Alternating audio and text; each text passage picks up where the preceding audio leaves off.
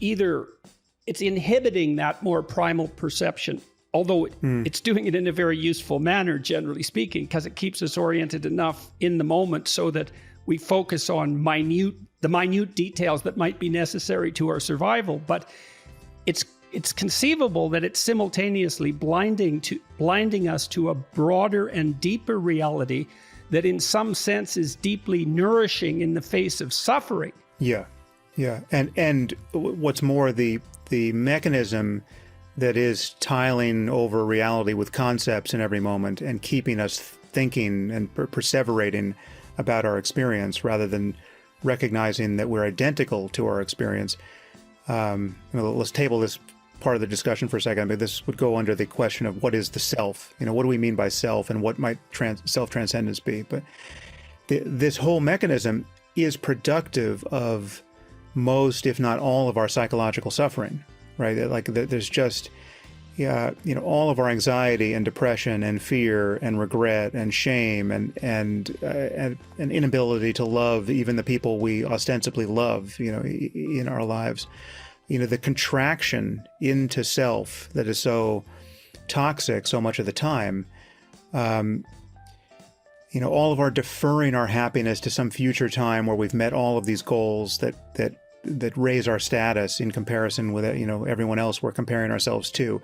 That whole stratum of being a person is a confection of endlessly thinking about ourselves, about our past and our future and even our present.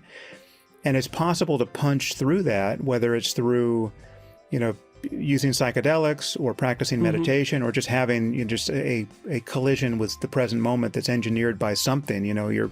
Someone close to you dies, or say something changes. Music can do that. Music can do that, and dance can do that. Or in certain cases, the awe you describe, looking up at the Milky Way, right? I mean that can do that for people. Okay, so let me. But I just didn't answer your question.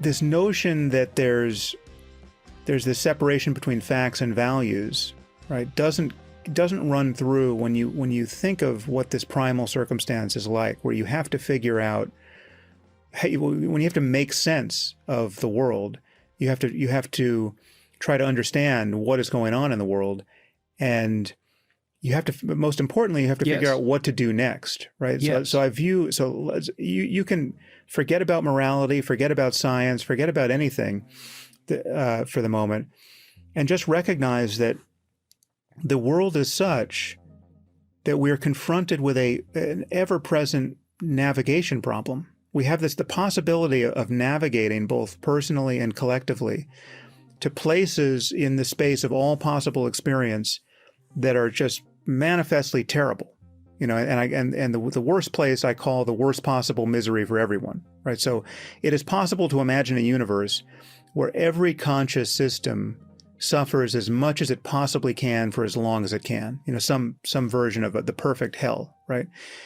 And then it's possible to recognize that whatever you want to call it, whether you want to use words like good and evil or right and wrong or not, every other place on what I call the moral landscape is better than the worst possible misery for everyone. Yeah, right? I agree with that completely.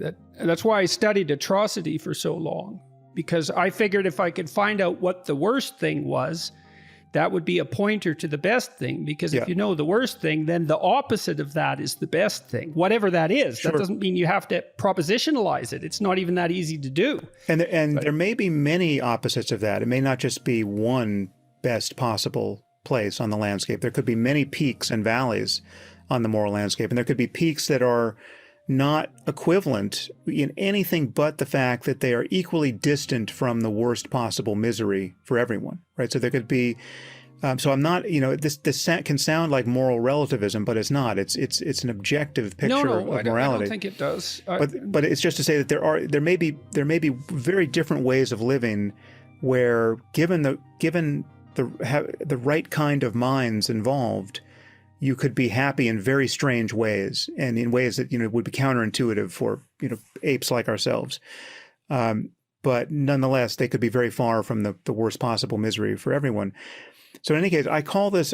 So whatever you want to call navigating in this space, moving away from just unendurable, pointless misery, right, toward beauty and creativity and joy and love and all of the good stuff we recognize. And again, we haven't seen the horizon of this. We have no idea how beautiful life could be for minds like our own, or minds significantly more sensitive and creative and intelligent than our own. I mean, there's no I had reason. a vision of heaven as a place that was perfect, where everyone that was in it was striving to make it better. Right. Yeah. So there's some. We don't know how good things can get, and we don't know how bad things can get, but we know they can get quite terrible from our current vantage point, and we know they can get quite wonderful from our current vantage point. And this is where the distance between facts and values collapses for me. There are right. So let me ask you a question. Let me just land this final sentence. Yep. There are right and wrong answers with respect to how to navigate in this space, right? And they're right and wrong whether we've discovered them or not, right? We could all be wrong about the thing we should do next so as to be as happy as possible. We could think we're doing something very wise and compassionate and useful, and actually we're slowly poisoning ourselves with some toxin that we haven't identified, right? So there are things. So it is truly possible to not know what you don't know. It's truly possible to not know what you're missing, right? For there to be some happier place on the landscape that you could get to if only you knew to try to get to it. But you're not trying to get to it because you're satisfied, drinking 12 beers a night and, cheating on your wife or whatever it is. Mm-hmm. You could have a whole civilization that is unaware of just... That's a local peak. Yeah, not exactly. A great one. It's a local peak, but yes, not as good as it might be. So there are two ways to see that this, in my view, that this disconnection between facts and values collapses. First, you need to value certain things in order to get any facts in hand in the first place. I mean, any statement about facts relies on having first valued things like evidence and logical coherence, right? If you don't value logic, there's no logical argument you can give someone to say that they should value it. If someone doesn't value evidence, there's no evidence you could give them to say that they should value it. Epistemology sort of bites its own tail, or picks itself up from its bootstraps. Right. Although that actually harkens back to the is-ought problem, right? Because right there you said, and I'm not denying the validity of anything you've said so far, but right there you said that without